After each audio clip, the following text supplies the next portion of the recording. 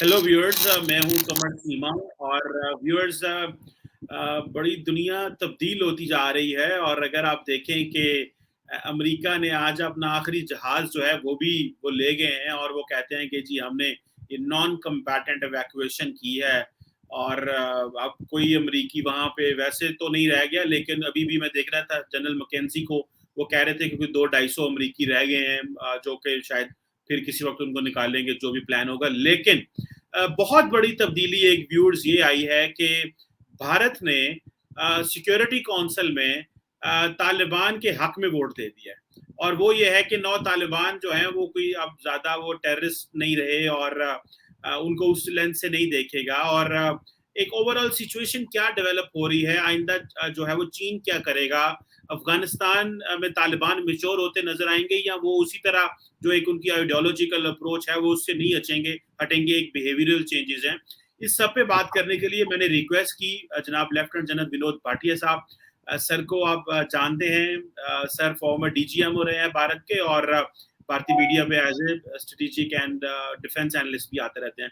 जल साहब, आपके वक्त का बहुत शुक्रिया sir. Thank you Kamal, thank you very much. अच्छा लगा आपके चैनल पे, मुझे अच्छा लगता है। Thank you sir, very kind of you. Sir, इस सारे समय में आपसे कोई बात नहीं, बहुत सारे लोगों से बात हुई, तो मैं सोच रहा था जनरल साहब क्या सोच रहे होंगे और उनके दिमाग में कैसी है वो, what is his view of the all the developments. तो सर, एक जनरल सवाल रखता हूँ पहले पे।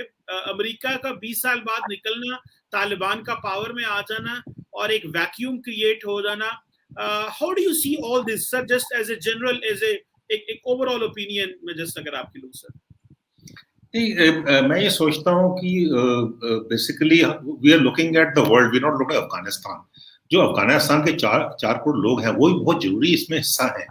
उनकी उनकी एस्पिरेशंस क्या हैं, उनकी प्रायोरिटीज क्या है, उनको तो कोई देख नहीं रहा है। यूएस वहां से एग्जिट कर गया, सडन एग्जिट कर गया, इतने हथियार छोड़ गया। चाइना क्या कर रहा है, पाकिस्तान को कैसे फायदा होगा, ईरान को क्या करेगा, वेस्ट एशिया क्या करेगा, इंडिया ने क्या करना है। इस पूरे उसमें हम जो मेन उसमें स्टेक होल्डर्स जो है अफगानिस्तान के लोग हैं, अफगानिस्तान के पीपल है। It has to be people centric. Nation में क्या है, नेशन है मेड ऑफ पीपल। बाउंड्रीज हमने बनाई है ना, कहीं बाउंड्रीज तो पहले नहीं होती थी, पहले तो किंगडम होते थे, किंगडम की बाउंड्री होती थी। तो नेशन स्टेट्स जो है ये जो कंसेप्ट है, that's the western concept actually. अगर आप देखें हमारा कंसेप्ट नहीं है ये। तो इसमें मैं सोचता हूँ कि हमने अफगानिस्तान लोगों के साथ जो है उनके साथ जस्टिस किया है या नहीं किया है। मेरे हिसाब से नहीं किया है, एंड अभी नहीं कर, ये बहुत सालों से बात है, 40 साल से वो सफर कर रही है। अगर आप देखें, मैं सोचता हूँ 79 से 77 से शुरू हो गया था ये।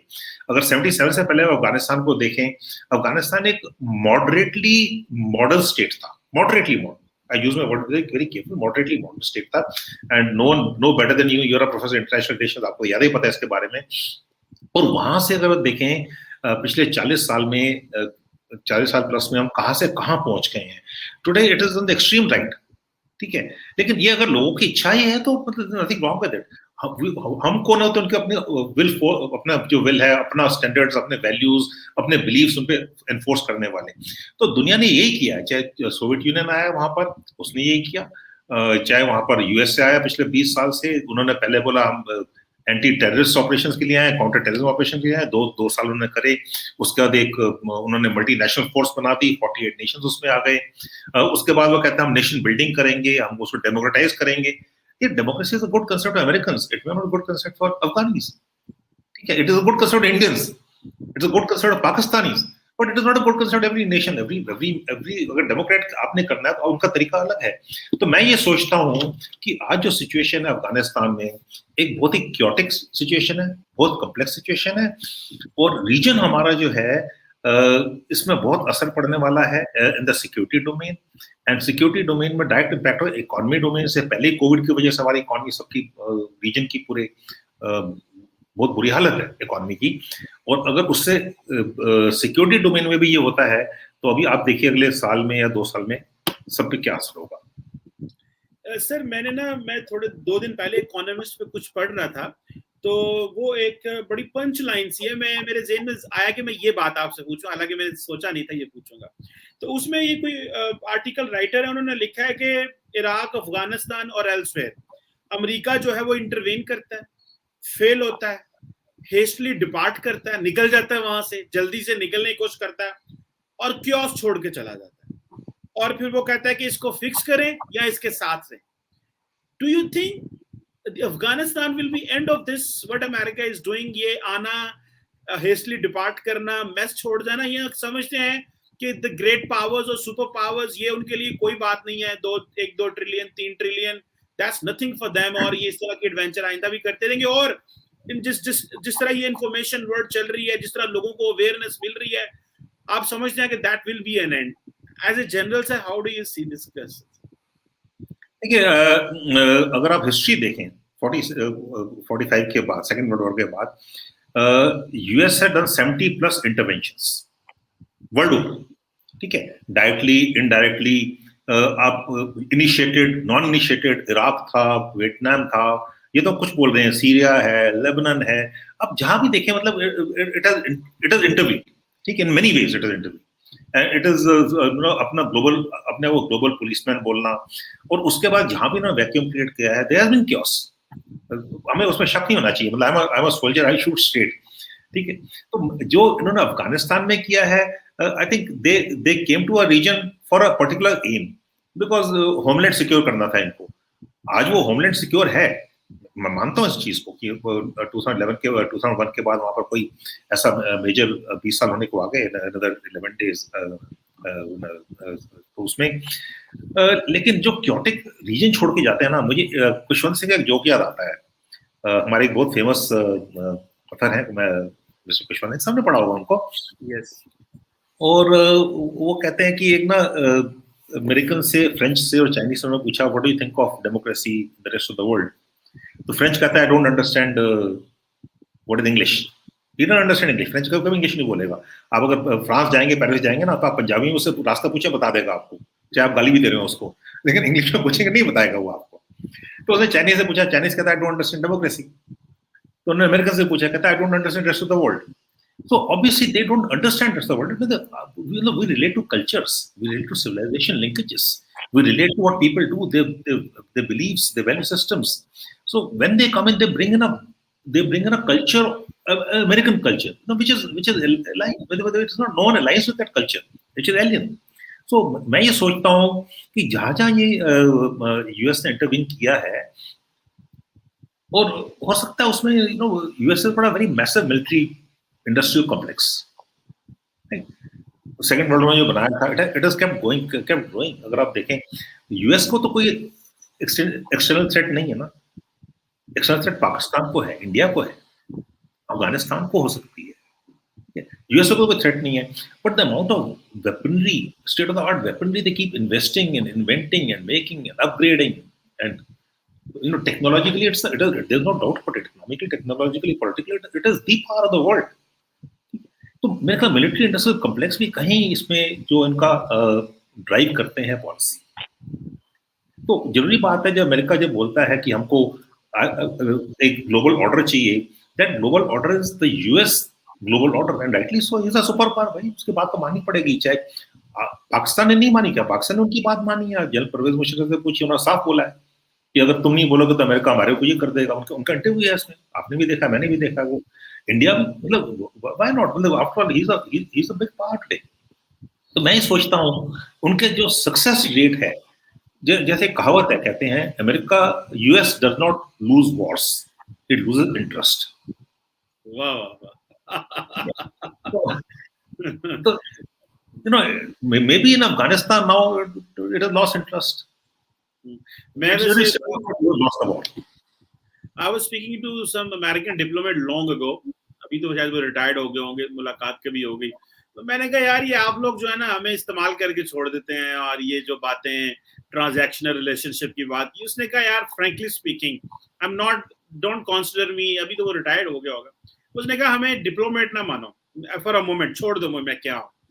कहता है अमेरिका सिर्फ आपके साथ ऐसा नहीं है, अमेरिका पूरी दुनिया के साथ ऐसा है, इट्स ऑल अबाउट ट्रांजैक्शनल। अगर हमारा इंटरेस्ट है तो हम आ जाते हैं, इंटरेस्ट नहीं तो हम पीछे हट जाते हैं, और हम किसी को बताते भी नहीं, और कहते हैं आप नहीं, ये हमें यूरोपियंस भी कहते हैं। सो दिस हैपेंस, ये वो क्या है उनका। सर अगला बड़ा एक अहम सवाल आपसे पूछना चाहता हूँ, and that is about China. Sir आप क्या समझते हैं, इंडिया आजकल जारी बात है पिछले 15-18 दिन से तो सारे अफगानिस्तान की बात कर रहे हैं, और आप जिस तरह बात कर रहे थे कि ये लो अफगानिस्तान देखते देखते चाइना को ना भूल जाइएगा, keep watching keep looking China. Sir India जो है वो क्या समझता है, अगर फॉर अ मोमेंट, फॉर ये टाइम बीइंग की बात है, लेकिन obviously India will come back in Afghanistan, और इंडिया अपना वो एक इन्फ्लुएंस और वो सारी चीजें स्टैब्लिश करेगा, because India has that credentials है, वो ताकत भी है, कैपेबिलिटी भी है क्रीडेंशियल स्टैब्लिश करने की। बट सर आप क्या समझते हैं, चाइना जिस तरह अफगानिस्तान में आ रहा है, वो कहेंगे हम डेवलपमेंट करेंगे, उनको वहां पे मेजर मैसिव लिथियम रिसोर्सेज जिनकी वर्थ ट्रिलियंस ऑफ डॉलर्स में बताई जा रही है, एंड चाइना अगले 2040 तक सर 2030 तक में भी अपनी सारी कार 40% कार्स को इलेक्ट्रिक कर रहा है।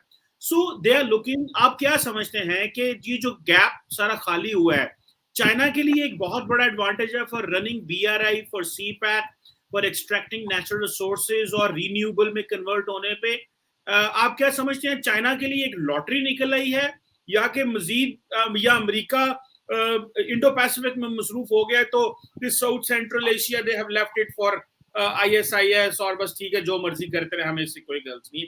How do you visualise this picture sir? देखिए, China is a very smart nation, बड़ा स्मार्ट सा नेशन है वो, एंड बड़ा शार्प पावर है। वहां पर डेमोक्रेसी नहीं है, उनको मतलब ये नहीं फर्क पड़ता कि 4 साल के बाद 5 साल के बाद उन्हें इलेक्शन में जाना है, हमारी कॉन्स्टिट्यूंसी क्या सोच रही है। Their national interest are clear, China dream is very clear. उन्होंने 10 पॉइंट दे दिए अपने लिख के अपने सीसीपी के मीटिंग में, उन्होंने 10 पॉइंट्स है, हमारा नेशनल इंटरेस्ट है, उसमें नंबर 5 पॉइंट बीआरआई है। तो बीआरआई को उनको अभी मौका मिल जाता है to the strategic corridor, they will link Peshawar with Kabul, then go northwards to CAR, rail link कर देंगे, ट्रांसनेशनल जो लिंकेजेस हैं इनके, एंड उनके रेयर अर्थ मटेरियल के इंटरेस्ट है। Lithium, Afghanistan is sitting on the mother lode of lithium, but it is कहते हैं ना the Saudi Arabia of oil, तो वो तो है ही अफगानिस्तान में। लेकिन मैं ये सोचता हूँ other than the strategic opportunities जो चाइना को है, उनके स्ट्रेटेजिक कंसर्न्स बहुत ज्यादा है इसमें, और वहां पर जो है इनके स्ट्रेटेजिक कंसर्न्स जो है शिनजियांग में है, यूएस के ऊपर है, ईटीएम पे है, और जो उनके जॉइंट स्टेटमेंट है वो भी ये बोलता है।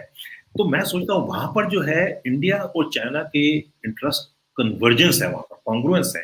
We would not like the spread of terrorism along the, China would not like the spread of terrorism in their region, in their country, in Xinjiang especially. Similarly, India would not like the spread of terrorism. I'm sure Pakistan के interest भी हमारे तो कांग्रेस में इसमें, Pakistan not like the spread of terrorism कि अपने डोरन line के और डोरन लाइन के उस पार आए। देखिए, टेररिज्म से हर कंट्री इफेक्ट होगा उससे, और when Taliban, let's face it, it is a terrorist organization for many years. They have defeated the largest part. That means technology cannot defeat terrorism. Technology alone cannot defeat terrorism, right? तो अभी उसके बाद you can rule with the gun. Can you govern with the gun? That's the question. आप rule तो कर सकते हो gun उठा के तो सब मानेंगे आपकी बात, बट इन द एंड वो मैं कहने की कोशिश कर रहा था, अफगानिस्तान पीपल गवर्नेंस चाहिए होगी, एडमिनिस्ट्रेशन चाहिए होगी, वो कहाँ से आएगी? जो 80,000 तालिबानीज हैं वहां पर, जो अपने गन कल्चर में हैं, या अफगानिस्तान में वॉरलॉर्ड्स हैं, तो बड़े प्रॉब्लम हो रहा है। तो मेरे ख्याल से अभी जो है, जो नेशंस जो रीजन के हैं, that includes Russia, includes Pakistan, China, Iran, India, I think we have to have some congruence to make sure that this does not spread. It is not in any nation's interest to spread. And fortunately, Pakistan can play a very major role, because I think most of the roads to Kabul lead via Rawalpindi. जो कहने की बात नहीं है, अब ये मतलब पाकिस्तान जहाँ चाहेगा उनकी बात करवा सकता है. It can broker, it can get the two people to meet, two countries to meet. Taliban को बात माननी पड़ेगी, पाकिस्तान की माननी चाहिए, क्योंकि there has to be some sort of order. In disorder there has some sort of order. तो मैं ये सोचता हूँ कि चाइना जो है will go with the Taliban, so will Russia, so will Iran, so should India also. ठीक है, प्रिंसिपल स्टैंड एक तरफ होता है, और दूसरा होता है अपने इंटरेस्ट को प्रोटेक्ट करना. एक situational based, opportunity based options हैं. अगर Afghan people want Taliban, then let Afghan people have Taliban. मैं कौन उनको बताने वाला कि नहीं, तुम तालिबान को नहीं, तुम उसको रखोगे या उसको रखो. मतलब why should India don't interfere with other Nations. बिल्कुल ठीक कह रहे हैं. अच्छा सर, अब जरा इंडिया के हवाले से सवाल आ जाए. मैं देख रहा था कि जो यूएन सिक्योरिटी काउंसिल, मेरा ख्याल है आज इंडिया का आखिरी दिन है to be the president of the UNSC का. तो इंडिया की सदारत में सर ये एक फैसला हुआ है कि जो तालिबान जो है उनका नाम वो जो दहशतगर्दी के हवाले से जो है उस जो एक मेमोरेंडम या एक जो स्टेटमेंट आई है उससे निकाल दिया गया है. That happened in the presidency of India in the UNSC. So that is a big development. I was just looking वो जो इंडिया के हैं सैयद अकबरुद्दीन जो farmer I think permanent member representative थे यूएन में, उन्होंने कहा कि डिप्लोमेसी में 15 दिन बहुत बड़ा टाइम होता है. सो जो उन्होंने लिखा the T word is gone कि 16 अगस्त को जो इंडिया ने स्टेटमेंट जारी की वहां पे the Taliban were there as there कि कोई भी टेररिस्ट ग्रुप ये वो तालिबान या कोई और नहीं होगा, और अभी वो तालिबान निकाल दिया उन्होंने. So how do you see India is just taking understanding कि हमें चीजों को करना चाहिए एक प्योरली डिप्लोमेटिक वे से देखना चाहिए, और जो एक एक्सट्रीम पोजीशन ली हुई थी तालिबान से बात ना करने की, India has to change it. How do you see that such change? देखिए, there are two aspects to this. One is the UN position, second is the Indian position, and third is of course the Indian position in the UN, which is aligned to the Indian position. Now when we talk about the UN position, अगर आप देखें उन्होंने जो 15 अगस्त को बोला था UN ने, और जो 17 अगस्त को स्टेटमेंट दी उसमें तालिबान का नाम नहीं था. तो UN पोजीशन है तो अपना UN सिक्योरिटी काउंसिल का परमानेंट मेंबर नहीं है. We only the president for 1 month, 1 August to 31 August, right. But जो UN ने एक रेजोल्यूशन जब पास कर दिया उसमें तालिबान को नहीं लिया. And like I was saying earlier, अगर तालिबान अफगान लोगों को तालिबान ही चाहिए तो ठीक है, तालिबान चाहिए, वो डील विद तालिबान. तो every terrorist organisation they are giving the right signals. And में क्या होता है मुझे पता नहीं है, ना किसी को पता है. मतलब no one knows what even in the immediate future no one knows what is going to happen. US ने रात को एग्जिट किया है, अभी मुझे नहीं पता अगले हफ्ते में क्या होगा. Situation is very very dynamic, very volatile. Anything can happen. Civil war can break out and order can also be replaced. So we hope that the best happens. But जहाँ तक इंडिया का पोजीशन है, I think India has taken a very pragmatic position, very pragmatic position. Rather than sit on a high table and say कि नहीं है, they are going to form a government. If they form a government, we will have to deal with that government. हम दूसरे country कैसे बोलते हैं कि आपकी गवर्नमेंट ये ठीक नहीं है, आप ये गवर्नमेंट लाएंगे तब आपसे बात करेंगे. India fortunately I think India ने बड़ा अच्छा इन्वेस्ट कर रखा अफगानिस्तान के लोगों में. जब मेडिकल ट्रीटमेंट करवानी होती तो अधिकतर लोग जाते पाकिस्तान में, आना इंडिया पसंद करेंगे. Firstly it is cheaper, secondly it is better. ठीक है, तो हमने जो प्रोजेक्ट्स बनाए हैं वहां पर अच्छे प्रोजेक्ट्स बनाए हैं which is visible to the people कि ये कर रहे हैं. I think Taliban wants legitimacy. Taliban India से क्या लेना है? लेजिटिमेसी लेनी है उसको. We are surplus of food, he needs food. We are surplus of medicine. We are the pharmacy of the world. If we need medicines, why not? So we are here to help the people. उन 4 crore people को, लोगों को तो USA ने त्याग दिया, western Europe ने त्याग दिया, पाकिस्तान ने तो नहीं त्यागा. उनको देखभाल करेगा क्यों? You are conjoined. पाकिस्तान और Afghan conjoined. People are alike. अगर वहाँ 3 मिलियन पश्तून्स हैं पाकिस्तान में तो है 3 million. You're looking after that. So I think we should look at the larger picture. And if the UN Security Council has decided under the presidency of India that we will deal with the likely government in power, because government Taliban की आएगी ना, क्योंकि rule तो उनका काबिल control तो वो कर रहे हैं. तो वो let us give them a chance. तो सबको, दूसरा चांस तो सबको मिलता है, सबको मिलना चाहिए.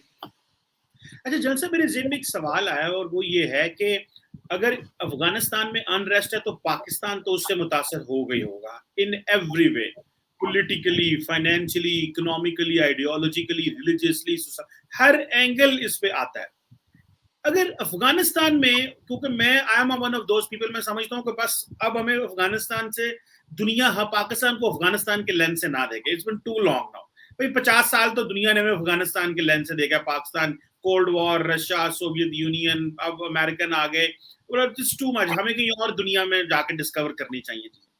बट हम तो जिस तरह अफेक्ट होते हैं, इंडिया अफगानिस्तान की अनरेस्ट से कैसे अफेक्ट होता है?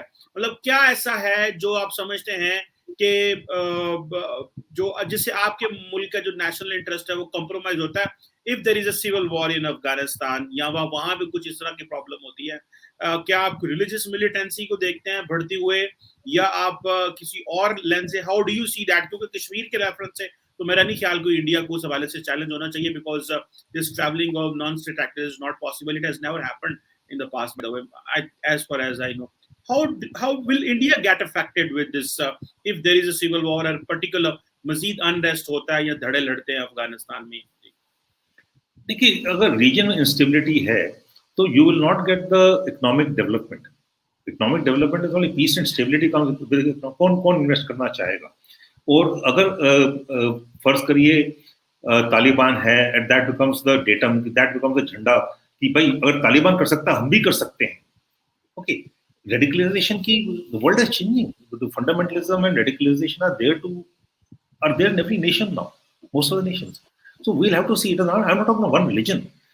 So radicalization have to be curbed. We'll have to, हमारी internal security को हमें ध्यान रखना पड़ेगा. उसमें किसी को कोई शक नहीं होना चाहिए. We have to, I don't know whether we can prove ourselves or not. So वो जो है जो spread है वो अफगानिस्तान से जो शुरू होगा तो ईरान है एक साइड पे, पाकिस्तान दूसरी साइड पे, चाइना और इंडिया. तो यहाँ पे जाएगा ये. तो इसको बड़ा ध्यान से हमको देखना पड़ेगा कि we should not be fall prey to more terrorism. As it is we have a lot of हमारी तो प्रॉब्लम्स हैं. और जहाँ तक कश्मीर का सवाल है, मैं समझता हूँ कि yes there is a possibility. पहले भी मतलब जो मर्जी आप बोल रहे हैं, देवर अफगानी मतलब हम उनको 50 बोलते थे फॉरेन टेररिज्म, आए थे वहां पर, but they were not very successful in any case. मतलब we are quite confident of taking care of that aspect. But जो वाइड स्प्रेड जो है आग लगेगी, तो ये नहीं कि मेरे साथ वाले घर में आग लगेगी तो मेरे घर में आग नहीं आएगी. वो तो स्प्रेड करेगी ना. It's like wild fire. तो we'll have to take very careful about it. So we'll have to wait and see. जो तालिबान 2.0 बोलते हैं, तालिबान 3.0 बोल लो, जो मर्जी बोल लो, good Taliban, bad Taliban, in the end what shape it takes, what shape the government takes, inclusive government बनती है नहीं बनती, एंड उनकी प्रायोरिटीज क्या होती हैं. और आगे जो टेररिस्ट एक टेररिस्ट ग्रुप नहीं है, we not talking about TTA. वहां तो बहुत सारे टेररिस्ट ग्रुप्स आप देखिए. वहां पर ISIS-K है, अल-कायदा आ गया वहां पर, TTP है वहां पर, उधर लश्कर गया वहां पर, तो LET भी वहां पर है. ठीक है, तो वो बहुत सारे वहाँ ग्रुप्स हैं. अगर इनको बढ़ावा मिलता है और टेररिस्ट ग्रुप्स का अपना एजेंडा होता है, इनका एजेंडा है, इनकी रेलिवेंस है, तो वो हमको अफेक्ट करेगी, सबको अफेक्ट करेगी, हमको अफेक्ट करेगी. So we'll have to guard against that effect. So it is good to have a regional approach than to have only a national approach to this. एक सर बस आखिरी सवाल आपसे करना है, और वो ये है कि जिस तरह आपने शुरू में ये कहा कि वो अगर अफगानिस्तान के लोग तालिबान को लाना चाहते हैं तो हम क्या कर सकते हैं. Obviously that is what is a reality. लेकिन सर एक बात बताएं कि अगर क्योंकि जो तालिबान सिस्टम इंट्रोड्यूस कराना चाह रहे हैं, ना ही मुस्लिम दुनिया में कहीं मौजूद है और ना ही कहीं और है. वो चाहते हैं एक शूरा होगी, और वो जो शूरा है वो तो ईरानी शूरा की तरह भी नहीं है, क्योंकि ईरान के मुल्लाज at least they are very academic और बड़े पढ़े लिखे, and they are into lot of वो नजरियाती और रिलीजियसली बड़े पढ़े लिखे लोग हैं वो. डू यू थिंक कि ये जो तालिबान एक पॉलिटिकल सिस्टम लेके आना चाहते हैं जिसमें वो ना तो खवातीन को लेके आ रहे हैं, ना वो समझते हैं कि हमें अपनी मर्जी से हमें अपनी मर्जी से जौन सा मर्जी निजाम करेंगे जो कि लोगों की मर्जी के मुताबिक नहीं होगा, डेमोक्रेसी नहीं होगी. Although sir you are a strategist, you are a general, but this is maybe a different question for you. Do you think इस तरह का निजाम, इस तरह के इंटरनेशनल रियलिटी में जब हम समझते हैं कि हमें पता है कि दुनिया में क्या हो रहा है, ये सर्वाइव कर पाएगा अगर इंक्लूसिवनेस नहीं होगी, बाकी दड़ों से नहीं पूछा जाएगा? How do you see that? Do you think it is surviving? Arab world में तो पैसा बहुत था तो उन्होंने चला लिया, ईरान में उलमा थे तो दे हैड अ कंट्रोल और बड़ी ग्रास रूट लेवल पे एक मूवमेंट थी, बट इसकी तो उस तरह की जड़ें नजर भी नहीं आती. But how do you see that sir? देखिए, खौफ है ना पैसा है ना उलमा है, खौफ तो है. अगर आप देखें जहाँ पर जो विजुअल्स आ रहे हैं, जो हम देख रहे हैं, जो वीडियोस देख रहे हैं जो अफगानिस्तान से आ रहे हैं, डिस्पाइट कि अफगान तालिबान ने बोला है कि हम उनको दे आर अवेयर ऑफ की पावर ऑफ जो मीडिया है, सोशल मीडिया है, उसके बावजूद जो वीडियोस आ रहे हैं वो दर्शाता है कि देयर इज एक खौफ है वहां पर. लोगों को वहां से निकलना चाहते हैं कुछ, और कुछ वहां खुश है कि ये हो गया है. तो वो जो डर है, लोगों का डर है, मतलब लोग ही है ना. अगर मैं बेबस हूँ तो मैं बेबस हूँ. अभी देखिए हथियार देखिए वहां कितने हैं. ये 80,000 तालिबानी नहीं है, यहाँ पर 6 लाख हथियार छोड़ के गए हैं यूएस का। 6 लाख मतलब रखता है, 4 करोड़ की पॉपुलेशन, 6 लाख हथियार बढ़ जाते हैं और वो कहीं चले जाते हैं। तो जिसके पास हथियार है वो बोलेगा भाई तुझे मारनी पड़ेगी, बोलेगा भाई मैं आपकी बात मानने को तैयार हूँ, मुझे क्या है। And then when you start teaching and teaching, जो बच्चे को आप सिखाते हैं वही सीखेगा, वो सोचता है this is the best for me, this is the best life for me. तो मैं समझता हूँ कि एक तालिबान अगर आपके फेल होती है, it will be a good lesson for the rest. अगर आपके सक्सीड होती है, it will be a bad lesson for the rest. तो हमारा जो बड़ा क्लोजली हमको ये वॉच करना पड़ेगा कि होता क्या है वहां पर। इंटरफेरेंस की बात नहीं कर रहा मैं, तो मॉनिटर की क्या हो रहा है, उसके आगे हमको प्लान करना पड़ेगा in mid to long term या near to mid term also. ये नहीं कह सकते कि हम भाई जिंदगी भर देखी जाएगी, जब होगा तब देखेंगे, ऐसा नहीं है। वहां पर कितना इनका तालिबान का कितने लोग भी क्या करते हैं, उनकी बात मानते हैं, क्योंकि मेरे ख्याल से तो वहाँ वॉरलॉर्ड्स भी हैं।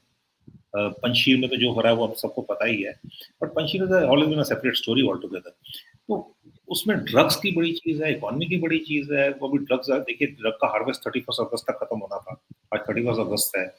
तो 8 बिलियन डॉलर का ट्रेड है वो, 8 बिलियन डॉलर। उसमें तालिबान को 2 बिलियन डॉलर मिलने हैं, बाकी 6 बिलियन डॉलर तो बढ़ते हैं, वो भी कहाँ जाएंगे, ड्रग्स फैलेंगी।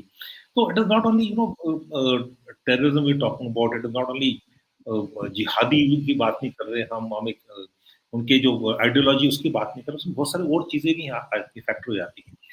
तो बहुत अच्छी तरह क्लोजली वॉच करना पड़ेगा। And I think Pakistan has a leverage over Taliban, let's face facts, it has a leverage over Taliban. And उसमें क्योंकि देखिए इतने सालों से जो Pakistan has done well in many ways, it has done with the hares and hunted with the hounds.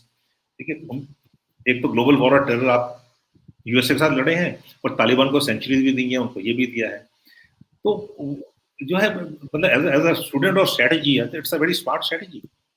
मतलब मैं लेकिन सर हमारा अपना, हमारे 80,000 लोग भी शहीद हुए, हमने जंग भी लड़ी है, और लेकिन हमने we supported West in eliminating al Qaeda. लेकिन तालिबान के बारे में हमारा एक ही मौकफ था कि इनको पॉलिटिकली डील करें, otherwise there is no positive solution, आपको आउटकम नहीं मिलेगा। वरना दुनिया आज तो चलेगी, अमेरिका चलेगी, हम यहाँ पे आपस में लड़ रहे हैं कि भाई हमारा 80,000 लोग क्यों चला गया, हमने अरबों डॉलर का नुकसान कर लिया, अमेरिका तो चला गया है। तो ये भी बड़े सारे सवाल हमारे लिए छोड़ जाता है, हमारी मुल्क के लिए, अवाम के लिए, मुआशरे के लिए, कि हमने जो हुआ, जो भी हुआ। तो चले sir, thank you very much for your time and valuable opinion, बड़ा मजा आया। शुक्रिया जी, थैंक यू वेरी मच। मुझे आपकी वाला punch line I am going to make के जी, सर कह रहे हैं कि America didn't lose a war, America lost an interest in Afghanistan sir. It is normally they don't lose wars, they lose interest. बिल्कुल सही कहा है। Thank you very much sir for your time. Thank you very much.